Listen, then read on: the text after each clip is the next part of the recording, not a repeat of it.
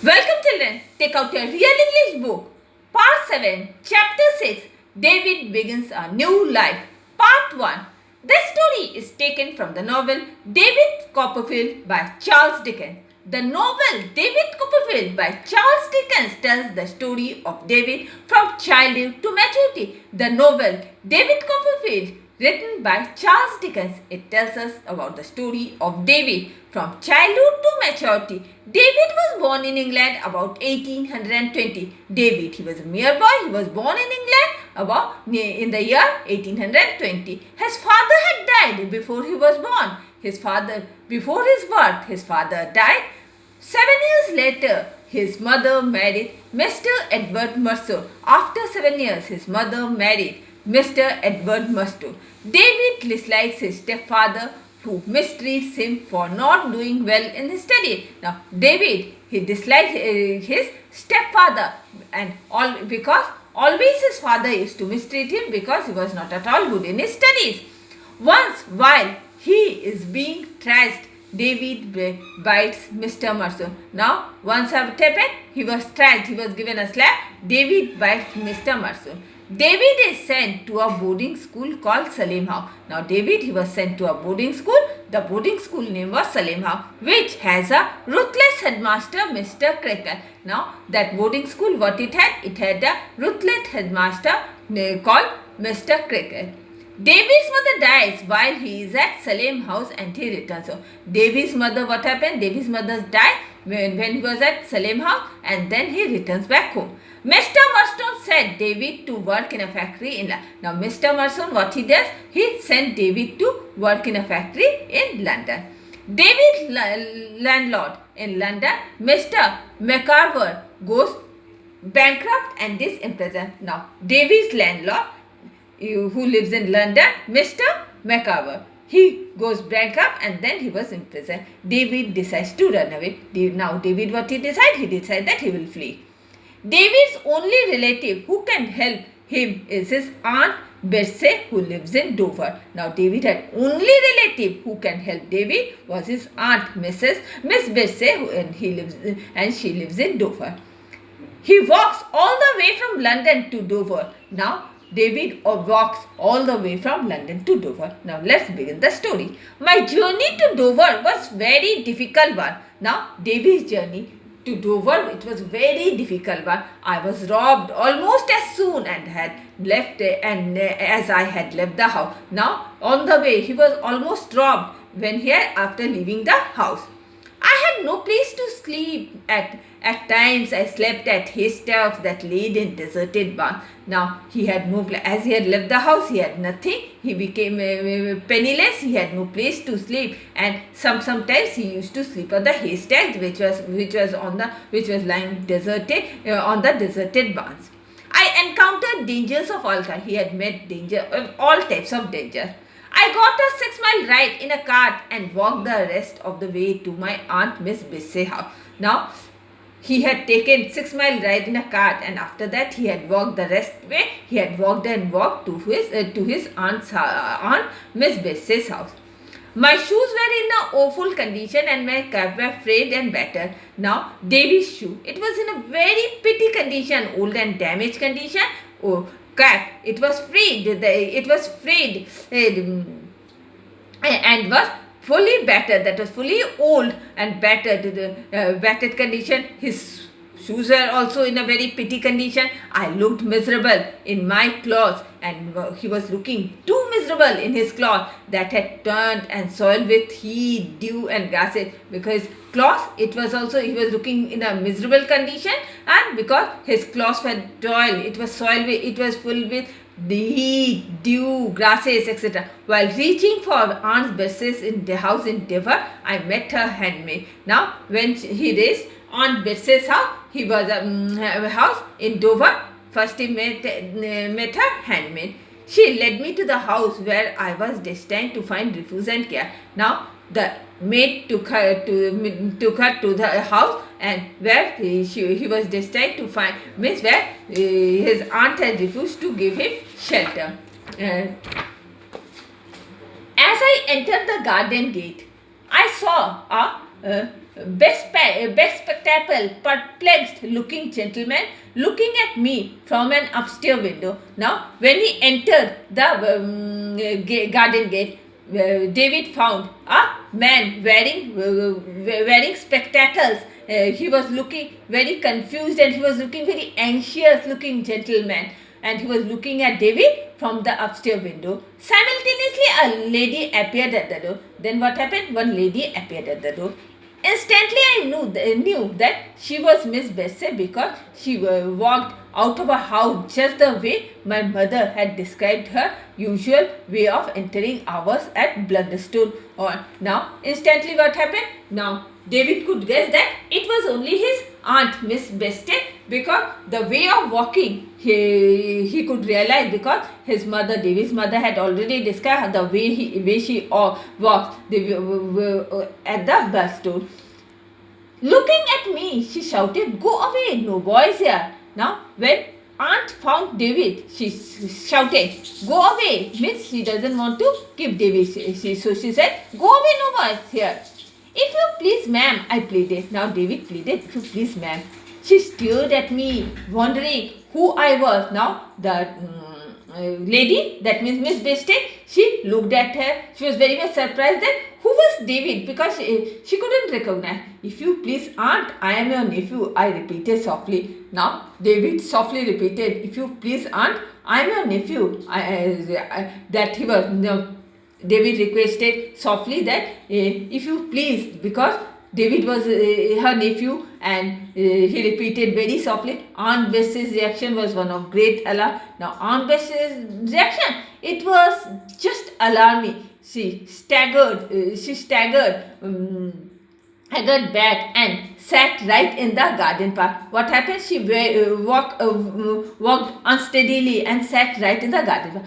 I continued, "I am David Copperfield of Blunderstone in Suffolk." Now David started giving his own introduction, that he was David Copperfield of Blunderstone in Suffolk, where you came one night when I was born and saw my dear mama. Now what happened? Now David started telling about his past life, that where you came means when David was born, she had come to see her and saw my dear mama. His dear mama.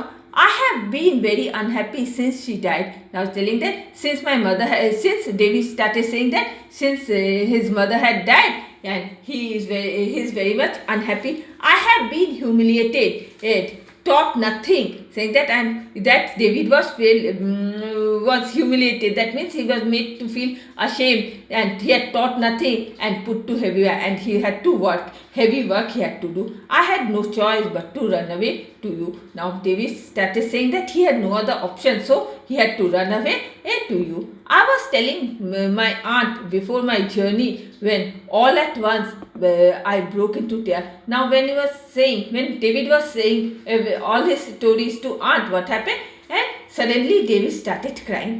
I fell on my knees and lay my head on her warm lap. Now David fell on his knees and put his head on his aunt's lap. She called out for a gentleman to assist her. Now what happened? Miss Bessie, she called for the gentleman to help her. As he entered, she said, "You have heard me mention my nephew, David Copperfield, haven't you?" Now the aunt mentioned that you have to the gentleman. Aunt told that about David Copperfield. Mr. Dick seemed to be perplexed, but Miss Bessie continued to. Now, Mr. Dick, he was looking very confused, very anxious, but Miss Bessie continued her speaking. "Well, this is my nephew, and he has to run away. Now, what should we do to him?" Now, he's my nephew, and he has run away from his home. Now, what could we do to him? Dick suggested that I should immediately be given a bath. Now, Mr. Dick, the gentleman, he suggested that first David should be given a bath. The bath took away some pain from my aching limb. Now, after bath, he felt some relief because it took away some of his pain from this aching limb. I was clothed in a shirt and a pair of trousers that belonged to Mr. D. Now, David was given after birth. David was given some cloth in a shirt and a pair of trousers that belongs to Mr. D. Then I was covered with two great shawls which warmed my body. After that, he was given and two great shawls that gave warmth to his body. I fell into a deep sleep and was waken up at the dinner. Now he had a deep sleep and he woken up during the dinner time. The dinner was a treat as I had not tasted good food for long. Now, the dinner which he ate, it was a very good treat for David because he had not eaten good food since long. I narrated my agonizing past to my aunt in as much detail I as possibly could. Now, David started telling all his pain, past pains, what his pain ends with difficulty and in too detailed way as he could, as I possibly. I was deeply anxious regarding my future, but I chose not to talk of it that night. Now, David was fully anxious of his future, but he decided that he would not talk about it that night. The next day, I learned that that Aunt Betsy had written to my stepfather about my presence in a house. The next day, what happened?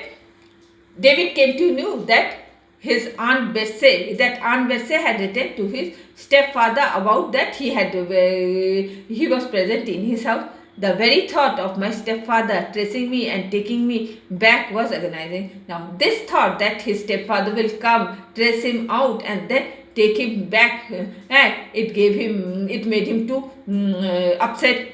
The days that follow were spent in a state of anxiety, and these days he had fallen in very anxious way. Fortunately, Mr. D grew fond of me, but luckily what happened?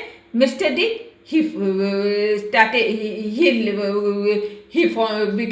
Mr. Grew started liking him, and I got to spend some time with him, and David got some time that he spent that time with him. The memorable moments I shared with Mr. Dick, whose passion for flying kites was insurmountable. Now, memorable time that he shared with Mr. Dick, it was the passion of flying kites, flying very great kites, eased and my discomfort to some extent. It had lessened his discomfort to some extent. One day, Miss Betsy asked me, "What do you think of Dick?" One day, what happened? Miss Betsy asked David about that. What he thinks about Dick. I replied, "He's very nice." Now, David replied that he was very nice man. Miss Betsy then informed me that David was a distant relative of hers and he has declared insane by his brother. Now, Miss Betsy told that Mr. Dick, he was his distant relative and he was declared insane, means he was mentally ill. By his own brother has declared him mentally ill. Miss Betsy had come to rescue and got him home. Now, Miss Betsy had rescued him and brought him home. I was told that Mr. Dick had been living with her for the past 10 years. Now, Miss Betsy told that Mr. Dick, he was living with him for past 10 years. On hearing this, my affection for my aunt increased manifold. On hearing it, what happened? David started loving his aunt more. The next day, Mr. Murdstone rode into the gate with his sister, Miss Murdstone. Now, next day, what happened? Mr. Murdstone, he came to the gate with his sister, Miss Murdstone. Miss Betsy reapproached Miss Murdstone for allowing her donkey to trample the edge of her lawn. Now, Miss Murdstone allowed her donkey to keep it at the edge of the lawn. Then she called for me to meet the visitor. Then Miss Betsy called David to meet the visitor. Mr. Murdstone expressed his great displeasure regarding my behavior. Now, Mr. Murdstone, he expressed great displeasure about his behavior. He said, "This boy has caused much trouble in past. Now Mr. Mustone told that David had caused much trouble to him in his past. He was a rebellious spirit. He was a rebellious spirit and a violent temper. Now Mr. Mustone tell that he had a rebellious spirit, means unwilling to obey rules. He doesn't obey. It's a disobedient spirit boy, and he had violent temper, very bad temper. We have tried to correct his vices, but all in vain. Now, Mr. Mustone said that they had tried to correct him, but all went in vain. In turn, my aunt asked if he had been their own boy, would you have beaten him and sent him to a house in London at such a tender age? Now, Miss Bessie asked him if David was his own boy in such a case, he would have beaten him and sent him to a house in London at such a minor age. Miss Mustone replied sharply. Now, Miss Mustone sharply replied, if he had been my brother's own son, his character wouldn't have been very different. Now, Miss Mustone said that yes, if he was his real son, then his character wouldn't have been so different. Mr. Mustone added that he would take me back and dispose of me as he thought right. Now, Mr. Mustone said that he would take David back and then get rid of David as he thought right. But my aunt replied, inform the two visitors that she had no intention of sending me back with them. Now, Miss Bessie simply informed the two visitors that she had no intention. Miss Bessie simply informed the two visitors, that is Mr. Mustone and Miss Mustone, that Miss Bessie has no intention that she would send David back to Mr. Mustone. Instead, she had decided to be my guardian. Instead, Miss Bessie decided that she would be David's guardian. Before Mustone and Miss Mustone left, Miss Bessie said, "Good day, sir, and goodbye." Now, before they are leaving, that is Miss Mustone and Miss Mustone, Miss Bessie bade goodbye to them. Looking at Miss Mustone, she exclaimed. Now, looking at Miss Mustone, Aunt Bessie exclaimed, "And good day to you, ma'am." To you, she went told goodbye to ma'am. Let's see you ride a donkey over my gate. Now, Miss Bessie said that she wanted to see that how she will ride a donkey on her green lawn again, and I will knock your bonnet off your head and tread upon it. Then what she will do? She will rock at her bonnet off her head and then tread upon it. Once the Mustone had left, my aunt turned to Miss Dick and said, now once Mr. Mustone left Miss Dick, then she turned to Mr. Dick and said, will you consider David's guardian jointly with me? Now he turned to Mr. Dick and said, do you want to become David's guardian jointly? David's guardian? Mr. Dick smilingly replied. Now Mr. Dick happily replied, I shall be delighted to be the guardian of such a bright young boy. Now Mr. Dick smilingly happily said that he will be very much happy to be the guardian of such a bright young boy. With a deep sigh, my aunt said, there is well settled. That's well settled. Now Aunt Bessie gave a deep sigh and said that then it is well settled. I was so happy that I hugged my aunt and kissed her many times. Now David became very happy and hugged his aunt and kissed her many times. I shook hands with Mr. Dick repeatedly. Again, what happened? David shook hands with Mr. Dick again and again, and I was delighted to have two of them as my guardians. Now, David was very much delighted to have two guardians. Thus, I began my new life, and in this way, David began his new life. And now, revise this chapter again. Write in your diary, chapter 7, that is chapter 6, that is beginning. David begins a new life. Explain, revise the chapter again. And with this, I am ending my today's class. Goodbye.